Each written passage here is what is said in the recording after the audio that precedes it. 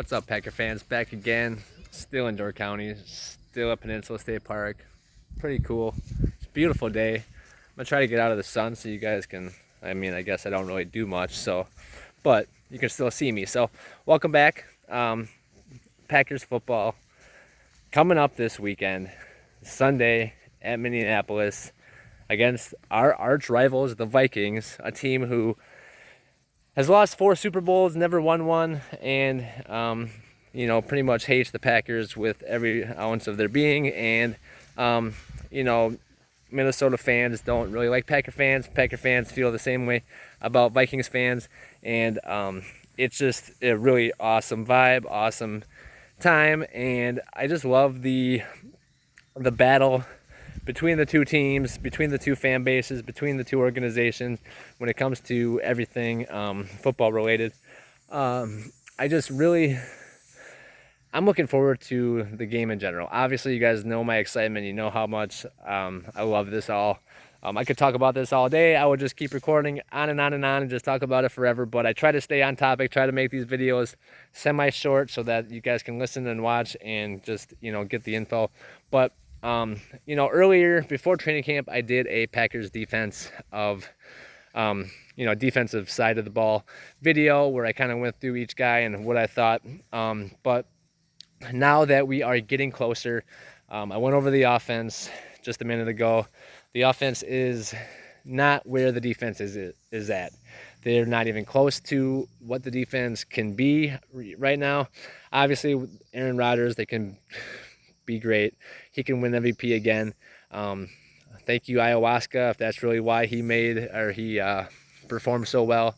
Back-to-back MVPs, but that's what he is thinking or chalking it up to. So I'll thank that, I guess. But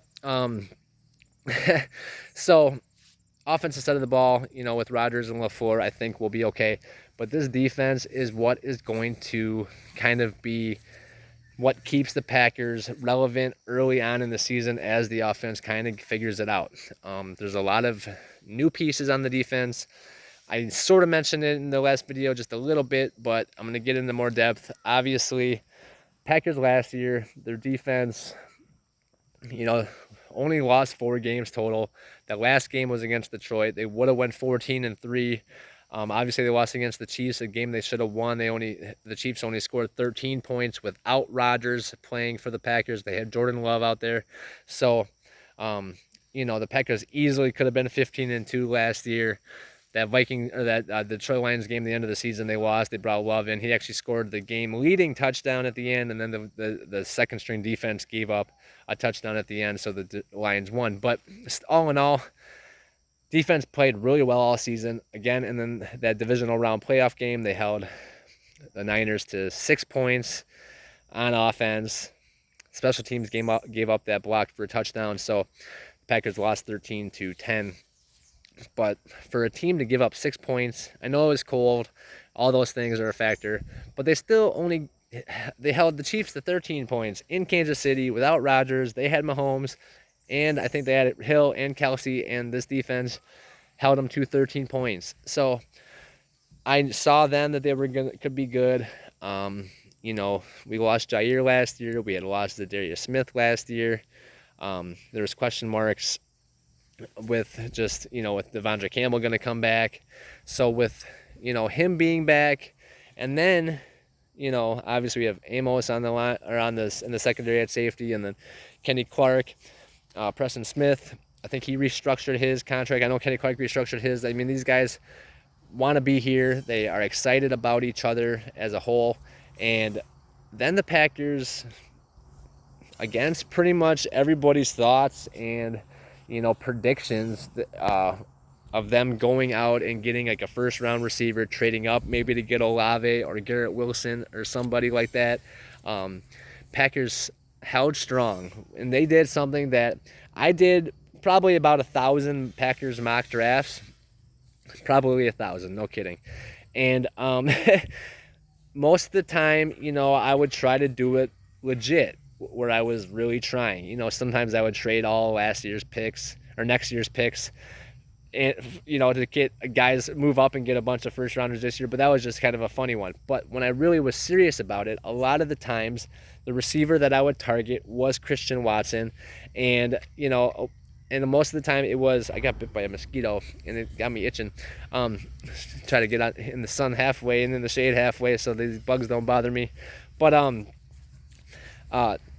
all these mock drafts I was doing, it was a lot of kind of trade one of those first rounders and a second rounder to move up kind of in the second round, and then you could get Watson early on in the second. But using the first and the second first rounders to get defensive guys, Devontae Wyatt, Quay Walker, 2 Georgia Bulldogs, 2 huge guys with crazy athleticism and physical tools, to add them in the first round to an already really good Packers defense, and then to be able to still trade up from that 53rd and the 59th pick in the draft, which to me doesn't equal a 35th pick or 34th pick that Watson was.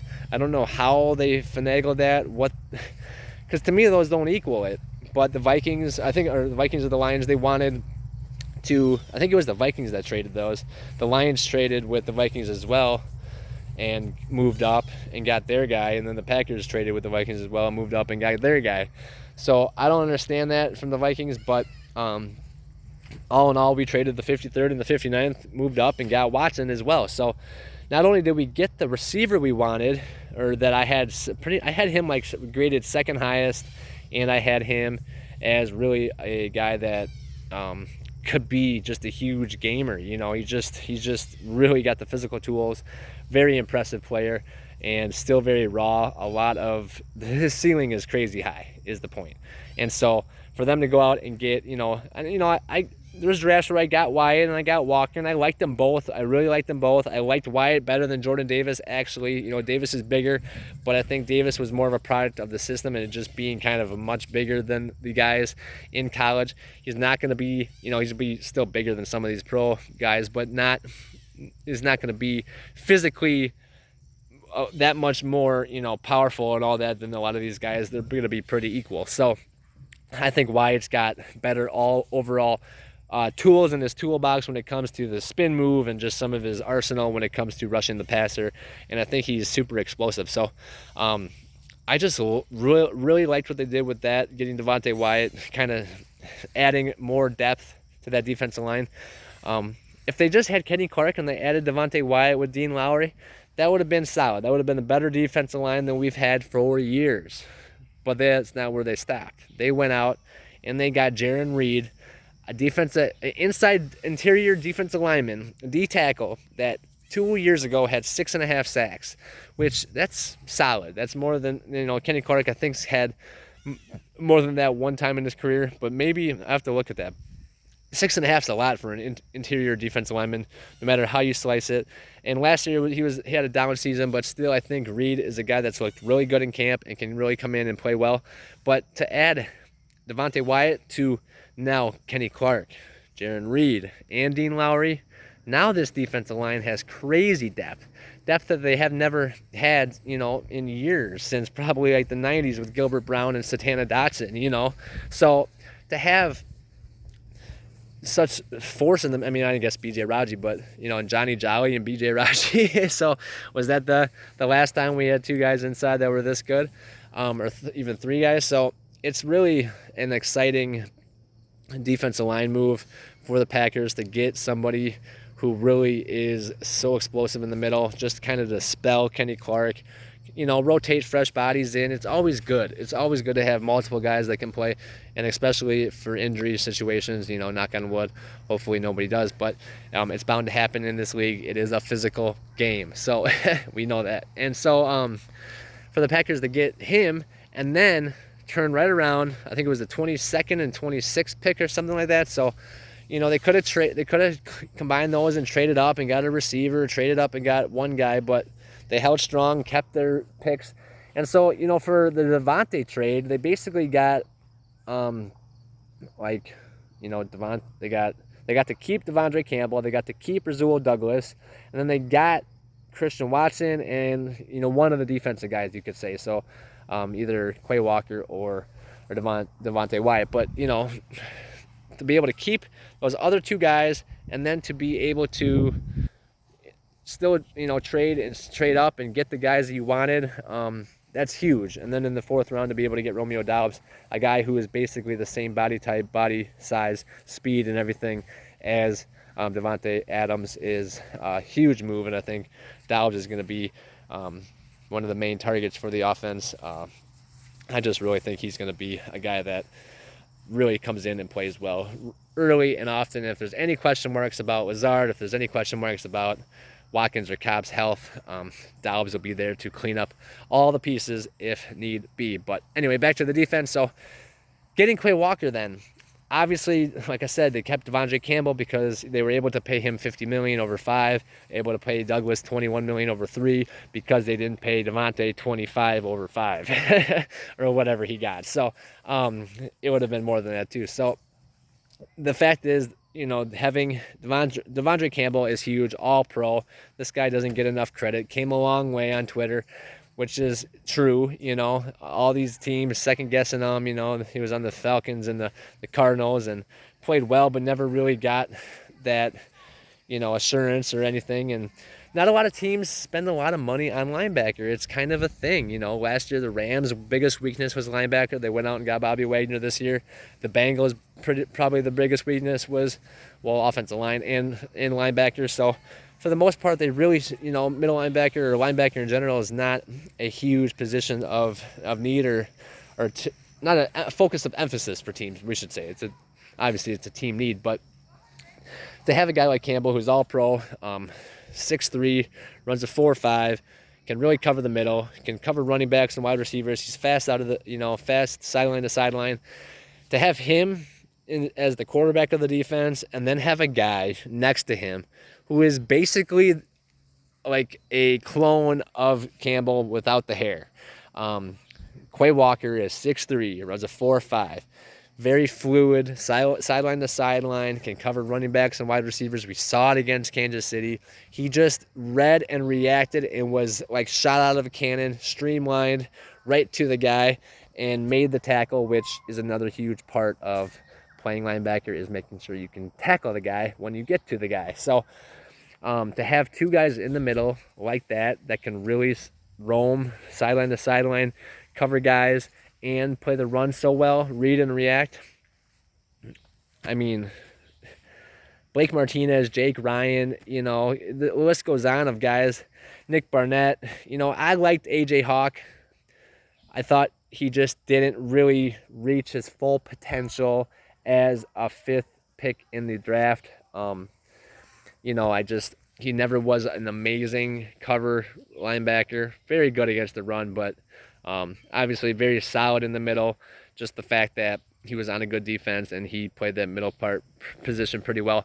But to have a guy like Campbell, who is all pro, and then have a guy like Quay Walker, who could easily be defensive rookie of the year behind him, I think is going to be huge for this Packers team. There hasn't been a lot of years where we had a lot of depth. We had Chris Barnes as the starter years ago when he was a rookie, and now he's the 3rd guy on this depth chart. And Isaiah McDuffie almost leapfrogged him for that 3rd spot. Isaiah McDuffie as that 4th middle linebacker looks really good as well. He'll be mostly on special teams, but to have a guy who was a starter now be a guy that was your 1 now be your 3, that's huge. And so, like I said, they went on and got Campbell last year, kind of took a waiver on him just because it was like, oh, nobody wants him. We like what we saw out of him. We'll try it. And then he performed like he did, interceptions, fumble recoveries, forced fumbles, sacks, coverage, leading tackler on the team. This guy really balled out. And, he got that all-pro because of it. So that's huge. And so, like I said, to draft so high, get a guy like Quay Walker, it just adds another piece to this defense. And then we haven't even got to the outside linebackers. Like I said, we talked about the defensive line, the rotational pieces and all that, the middle linebackers, how deep they are. And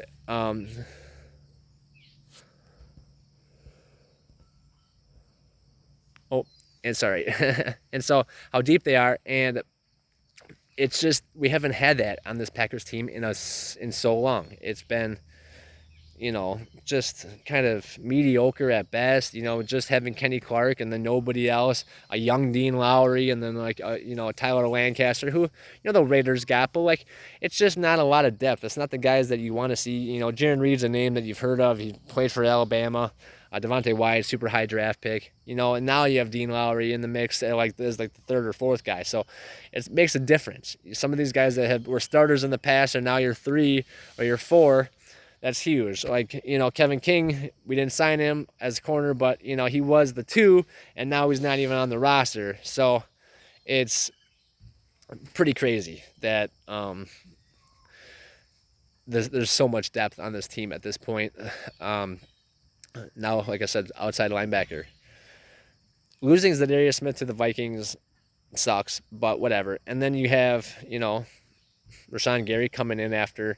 Last year he played a lot of snaps, but now he is the guy. Kind of leapfrog Preston Smith as that number 1 outside linebacker. Preston Smith's just the reliable, consistent number 2. And then throw in the young guy like JJ and Agbar. You throw Jonathan Garvin in there and Tipa. I think there's going to be some pressure coming from the outside. Just the fresh legs, having guys that can rush the quarterback. You saw Agbar do that ghost move where he just completely dipped underneath the tackle. Those are the impressive plays that you want to see. Guys that are doing stuff that other players don't do and being able to bend and move at that size and that speed. I think these guys are really going to be good on the outside.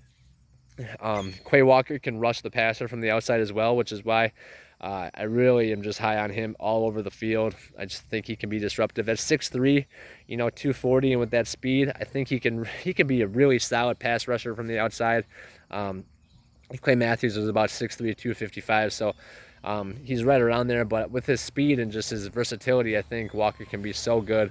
I'm so excited to see how he kind of transforms. He played so well that first week and then just got better that second week. In that final preseason game, he was so dominant. They had to pull him off. He wanted to play, but you could see that he was learning and figuring it out.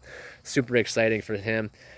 And then, the corners, like I keep saying, it's going to be a no-fly zone. Jair's back. That was a huge loss for him last year. Huge thing.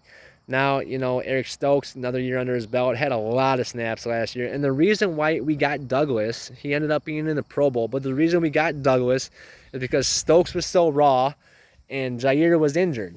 And Kevin King sucked. So they went out and got Douglas, and he ended up Pro Bowling it. So now we have 3 guys with Jair, Douglas, and Stokes that are starters. We had to throw Douglas in the slot, but now he's kind of playing that safety, free safety slot role, which pretty cool. And so it's mostly just about keeping the best guys on the field. Having those 3 corners on the field at all times is going to be kind of a must. Then you throw Savage and Amos in there. Amos can be down in the box. Savage can kind of roam the field along with Douglas. Keep Amos down in the box around like tight ends and some linebackers coming out of the backfield, help with the run.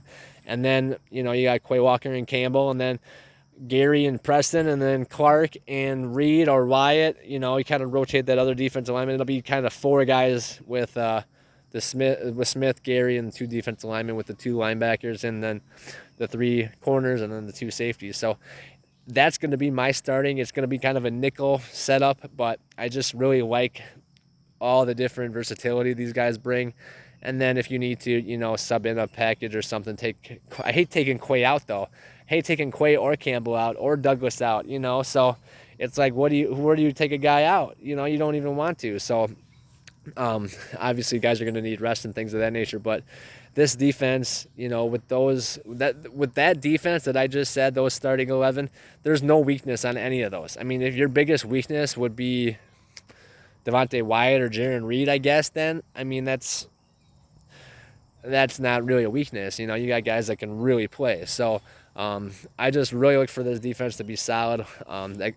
Even behind Stokes and Douglas, you have, Shamar John Charles, undersized, but I really like what he brings. I like his tenacity. I just like his physical, he's a little undersized, but I just like his ball hawking nature. And the Packers really are high on him. He made the team last year, made the team this year. He came out of a small school, but he's a guy that can really play. And then they like Keyshawn Nixon. He's a guy that, mostly special teams, but he looks like he can be a cover corner as well. I think he's going to be needed at some point in the season. But for the most part, teams don't have more than 3 receivers that can really ball out. Tampa Bay now, with Godwin and Gage and Julio Jones and Mike Evans, that's like 4. So Shamar is going to have to play at some point, probably cover one of those guys.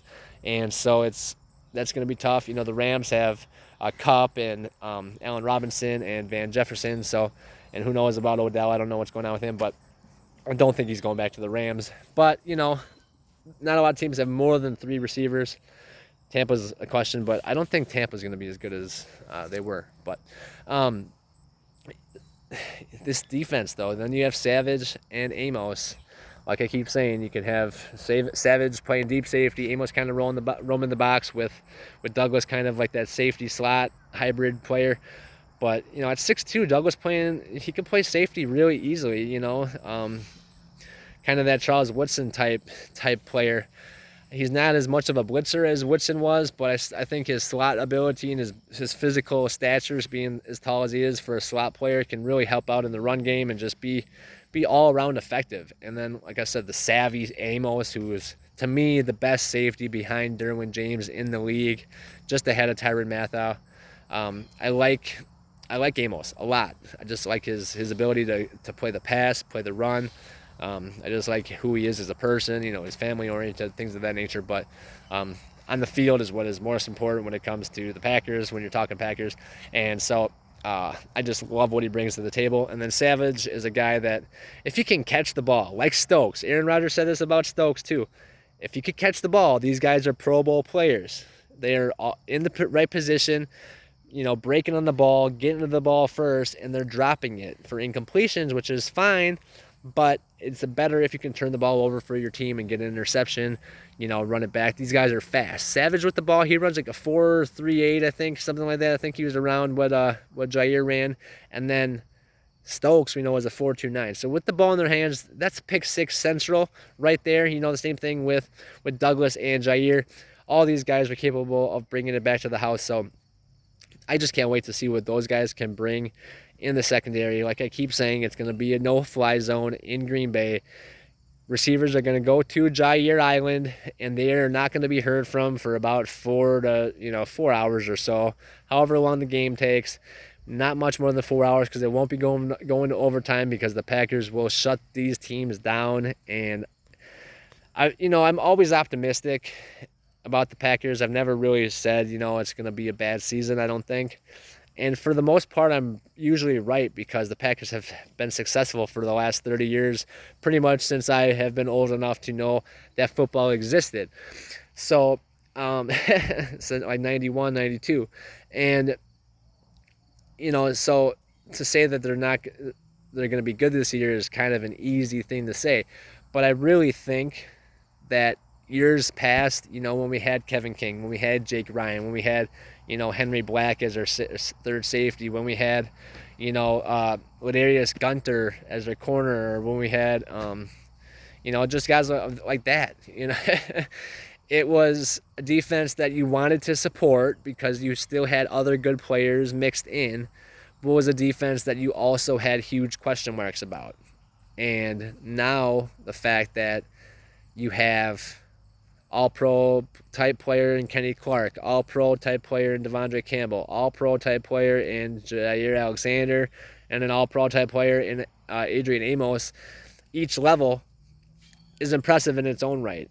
And then you throw in the mix of Reed and Wyatt, and then Walker, and then Douglas and Stokes, and then Savage. It's like, okay, wow, all these guys have the potential to be a Pro Bowl player. As a unit, I think they're going to work in great cohesion. And like I said, the pass rush with Gary getting there so quick, he's been unblockable in camp. That's going to continue. They're going to have to double and triple team him, which is going to open up things for one-on-ones with Kenny Clark and Preston Smith and Devontae Wyatt and, Campbell rushing the quarterback. I just think there's too much speed now, and that was something that's been lacking with the Packers offense and defense for a long time. I still have visions and nightmares of the 2012 NFC Championship game of Clay Matthews chasing Kaepernick around the field, just trailing about 10 to 15 yards behind him because we were so slow all over the field. And now, Savage is under 4.4, Jair's under 4.4. They're all like 4.3 something. Stokes is under 4.3. Campbell and Walker are 4.5 linebackers. You know what I mean? Douglas is probably the slowest corner of the three, and Amos is the slowest of the two safeties, but he's still around a 4.5 for safety. There's speed all over this team, all over this field on both sides of the ball now too, with Watson and Dobbs and Aaron Jones and Samari Toure. So I just really like what I see from this defense. I just think that they can be really good. So getting into week one quick, I wanted to do more about the week one against the Vikings, but you kind of got the overview of what the defense is going to look like and why I think they're going to be so good against this Vikings team. The Vikings, they're going to start Kirk Cousins at quarterback. They got Dalvin Cook at running back. They have Justin Jefferson and Adam Thielen and Jalen Naylor on the outside at receiver. They have KJ Osborne too, who will probably be the number 3. That Naylor guy is a rookie from Michigan State. He won't be a starter. He'll probably be a punt returner, kick returner more so. But those 3 receivers with Osborne, he played well last year. He had some good games, and then obviously Dalvin Cook and Alexander Mattison can be a really good running back tandem. I know Madison came in and played well when Cook was injured. He gets injured a lot. But Cook's really a good player. His brother just got drafted by the Buffalo Bills, so it'll be interesting to see how he translates to the NFL. But Dalvin Cook, when he's healthy, he could be a top 5 running back in this league easily. And people had him even higher than that, top 3 a couple years ago when he really came on the scene. So I with those guys, you have to be worried. Justin Jefferson, most yards by a receiver in the first 2 years in NFL history. Jamar Chase has a chance to beat that this year, but for now, he broke Randy Moss's record from 1998-99. So Justin Jefferson's a guy the Packers should have drafted a couple years ago, but they didn't, and now he is going to be hunting us for years to come. But with Jair Alexander back and with Stokes back, having guys that can cover so well, multiple cover corners, means that a guy doesn't have to chase around the other team's best receiver the whole game, which can be exhausting and can be really difficult.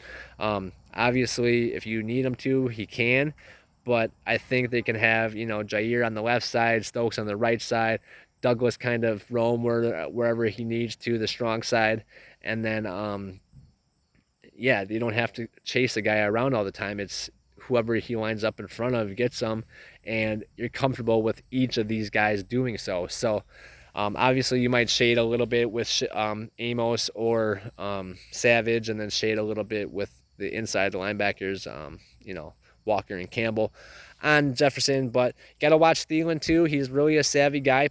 Minnesota State, I think he's the only guy in the league from Minnesota State. But he's a guy that's really proved that he can play in this league, and he's got those toe tap catches. And with Kirk Cousins, another year in this offense, and this is the thing about Kevin O'Connell's mindset and scheme, is coming from the Rams, pass heavy, kind of that Sean McVay, just a little, run the ball and then throw it deep type of situation. They can do that with Dalvin Cook, and they have Jefferson who can stretch the field, but not a lot of other guys that can stretch the field. Thielen is not a burner. He's a possession receiver. KJ Osborne's not really a deep threat guy either. He's got some speed, but Irv Smith Jr., though, I think is going to be a guy for the Vikings who really steps up this year at tight end. That's why Campbell and Walker are going to be such big pieces of the puzzle. I heard that Irv Smith might be the number 2 option, number 3 option for sure for the Vikings this year.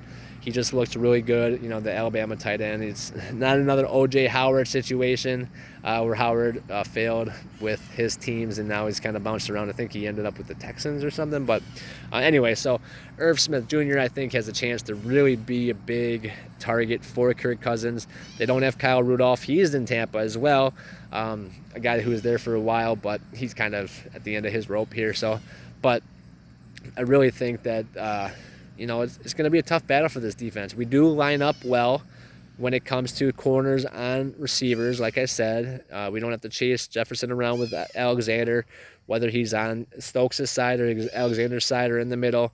Even Savage can cover him down in the slot, which they used quite a bit. So we match up well with his speed. And then some of the savviness, I think, if you have Douglas kind of chase around Thielen, savviness matches, and then you can, whatever side Jefferson goes to, you can kind of let Stokes or Jair take them. So I think that's really a solid setup. And then, being able to cover using Walker and Campbell to cover Irv Smith and Delvin Cook out of the backfield or from the tight end position next to the line, I think that's going to be huge. We haven't had such good pass coverage inside linebackers in forever.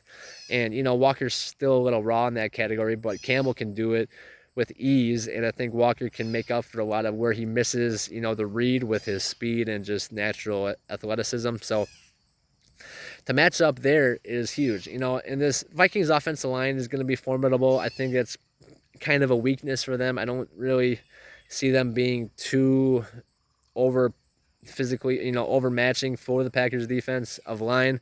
I think with Kenny Clark, pretty much can win his matchup most of the time. Rashawn Gary is going to be unblockable all season. It's going to be, chip him with the tight end, chip him with a running back, try to get guys that, can help out, but he's going to cause so many issues for an offense, especially during when they're trying to game plan and things of that nature. He's just going to be a headache, and that's going to open up things for a lot of other guys. Preston Smith might have a better season than most of us project, just because he is across from Gary, and Gary's going to be wreaking so much havoc that it's going to be easy to just kind of get there to the quarterback, because he'll have one-on-ones all day. And Agbar, I think, can have 5 sacks this season, and I look for the secondary, like I said, to have quite a few picks. I think there's going to be a lot of, Gary's getting to the quarterback quick. There's pressure up the middle from Clark and Wyatt. If Wyatt can work on his ankles, he can be really productive. And then the back end doesn't have to cover as much. And they're going to be on him like glue early. Jair is going to be all over his guy. He's cover. He's a lockdown. He's shut down city.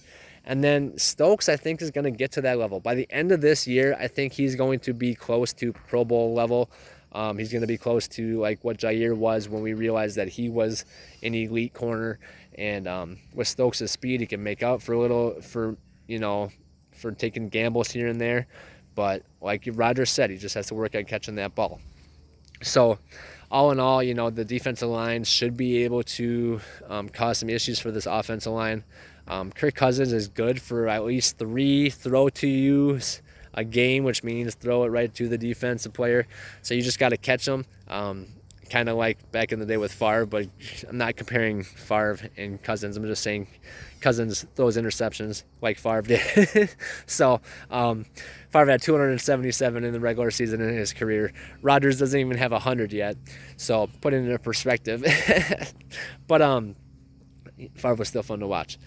But anyway, Cousins will definitely give you opportunities to make plays. He's not a scrambler. He's not a guy that can get around in the pocket too much. He's got some feet, but not too much that you have to worry about him running it. So just putting pressure on him, making him feel uncomfortable. He will make mistakes if that is the case. And we have plenty of guys on the defensive side of the ball that can, take those opportunities and run with it literally for a pick 6 or whatever that may be.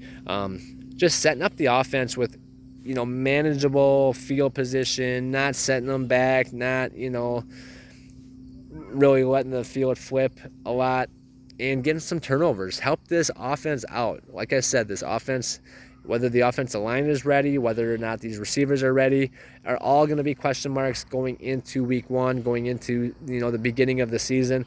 And anything that the Packers team as a whole can do to help whatever side of the ball is struggling is going to be huge. If the defense can keep teams from scoring a lot of points, keep the game close, the running backs can, chew up some yards and some clock and just kind of take some of the pressure off the receivers and the offensive line, that'll be huge. That'll be huge. And I really think this defense can do its part. I think they're going to be top 5, maybe top 3. I know there's a lot of good defenses out there. The Rams look good, the Broncos, the Tampa Bay, the Bills. You know, there's good defenses, the 49ers. But if you go through each one of those depth charts in their starting 11, their best 11 that they can put on the field, so most of them have holes on their bottom 3, bottom 4. The Rams spend so much money on, the top end of their roster that they don't have a lot for those bottom listed guys. And they do have some weaknesses. That second middle linebacker is kind of a weakness. I know they have Bobby Wagner, but still, I know that, they do have outside pressure that's really good too. But they don't have the depth the Packers have. The Packers have so much depth at defensive line and middle linebacker and corner and safety. Like I said, safety. Vernon Scott probably would have been the best choice, but I think that they're going to be fine with Savage and Amos. Hopefully Savage can stay healthy. I know he's had that lingering hamstring issue, but I think he's good to go. And otherwise, that if there's an issue at safety, that it will be a concern moving forward. That's a position that you need a guy that you can trust back there. But I think there's enough pieces to the puzzle that if that ends up being a question mark, they can kind of plug and play a guy that will be formidable. Just, tell him not to get out of position. Don't even allow him to get out of position, really. Make him kind of just stay back and just kind of roam. Don't have him come up in the box so he can get caught up, with the run, and just, to have him kind of be a one-trick pony if you do need to bring a guy in. But hopefully there's not a lot of issues when it comes to injuries this year. They've played us for so many years. Obviously, when we won the Super Bowl in February 6th of 2011, that 2010 season, we had like a crazy amount of injuries. Even in the Super Bowl, Woodson went down. The week before, I think Donald Driver got hurt, and it just, we had Frank Zombo rushing the quarterback. So it's just, there's a lot of chances for things like that to happen this year, and there's going to be a lot of opportunities for young guys to step up and make plays, and that's what it's all about, the next man up, and that's the mentality across the league. So I really look forward to watching this week 1 starting Packers defense perform. Hopefully they can stick together all season long without a lot of issues, and I'm excited to see what they can do.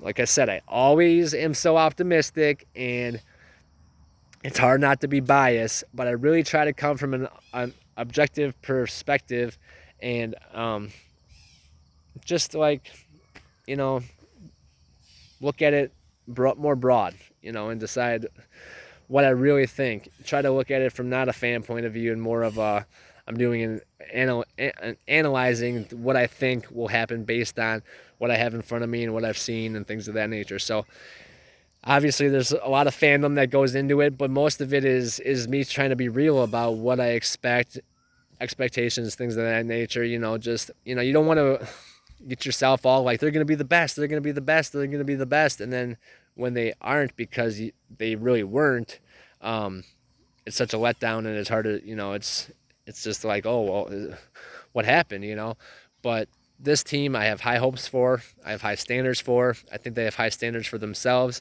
and I think they're really excited to show people what they can do. Like I said, so what was it? Gary was a first-round pick. Jair was a first-round pick. Walker was a first-round pick. Devontae Wyatt was a first-round pick. Jair was a first-round pick. Savage was a first-round pick. So, Kenny Clark was a first-round pick. So I think that's 7. So, that's crazy cool. That's a lot of guys.